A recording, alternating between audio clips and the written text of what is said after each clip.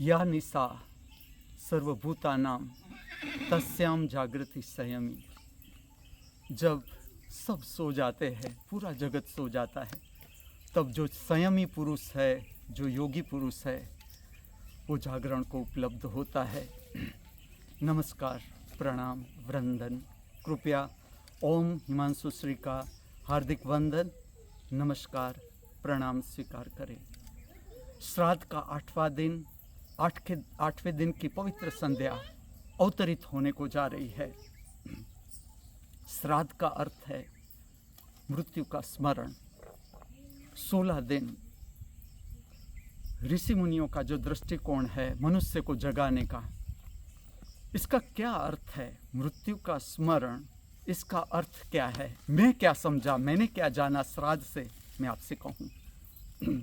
एक दिन ऐसा आएगा, इसी तरह से संध्या अवतरित होगी, पंछी गीत गाते होंगे, लोग सब काम करते होंगे, वृक्ष लहराते होंगे, लेकिन मेरा शरीर नहीं होगा। अगर मैं चाहूँ कि मुझे नृत्य करना है, असंभव। मैं चाहूँ कि मुझे गीत गाना है, असंभव। मैं चाहूँ कि मुझे बांसुरी बजानी है, असंभव। मैं चाहूँ कि आपसे बातें करनी है, असंभव। शरीर ही न रहा, ऐसा दिन आ जाएगा। उससे पहले जब हाथ में शरीर है, इस तरह से जीना है जैसे हम है ही नहीं, उसका क्या अर्थ हुआ? जो घट रहा है, जिस तरह से घट रहा है, घट रहा है।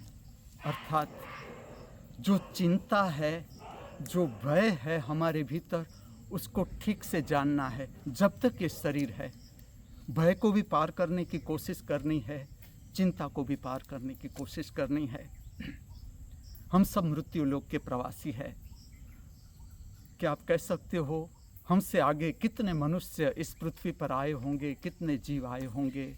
आज हम कितने जीव, सूक्ष्म जीव से लेकर मनुष्य तक, हम सब यात्रा कर रहे हैं। कितने जीव होंगे? सबकी अपनी अपेक्षा है, सबकी अपनी इच्छा है जीने की, कुछ पाने की।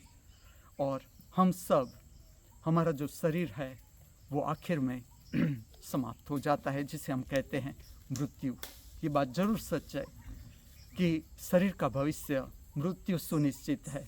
तो इसका अर्थ ये हुआ कि हमें कुछ करना ही नहीं है, हताश, निराश, संतापित हृदय के साथ जीना है ना।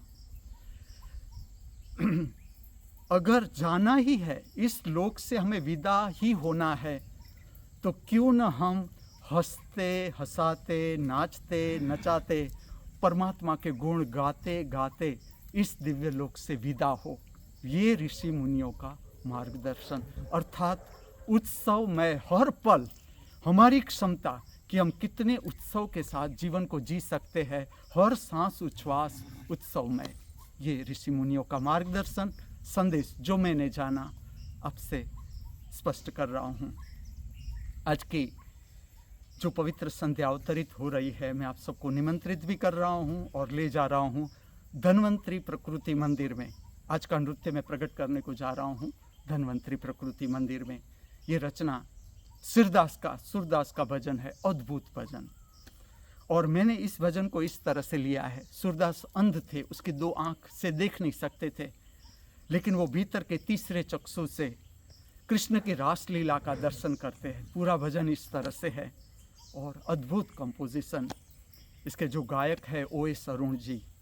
इसकी आवाज़ जो है, जैसे मैं 2 कलाकारों के नाम लूँ, एक OS अरुण है, एक अरुणा साईराम है। इसकी आवाज़ ऐसी है, इसकी जो कंपोजिशन है, गाने की रीत है, ऐसी है कि तुम चाहो कि आज हमें नृत्य करना ही नहीं, हम बैठ के सुनेंगे, असंभव।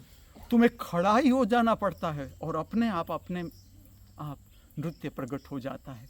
आप स्वयं अनुभव करो आज का नृत्य, श्रवण करो, नृत्य की गति को भी देखो, और आपको अच्छा लगे तो आप भी उसमें उतर ही जाना। आज का जो नृत्य है, ना ये भरतनाट्यम से है, ना ये कुचिपुड़ी से है, ना ये कथक से है, कोई नृत्य शास्त्र से नहीं। अद्भुत भारत और इसके नृत्य शास्त्र, मैं इसे कहूँगा भक्तिमय नृत्य, भाव सबर नृत्य। जिस तरह से हाथ ले जाना हो आप फ्री, जिस तरह पैर ले जाना हो आप फ्री। और इस नृत्य को आप भक्ति नृत्य कहो, भाव सभर नृत्य कहो, या इसका अगर सुंदर नाम हम दे जो मैंने जाना, तो वो है नारद नृत्य। तो आज आपके समक्ष नारद नृत्य प्रकट करने को जा रहा हूँ। इसका जो पवित्र श्रृंगार है एवं नृत्य का जो पवित्र वस्त्र है, वो अहमदाबाद से जो अर्पण कर रहे हैं श्रीमती अंजू पटेल एवं श्री परेश पटेल।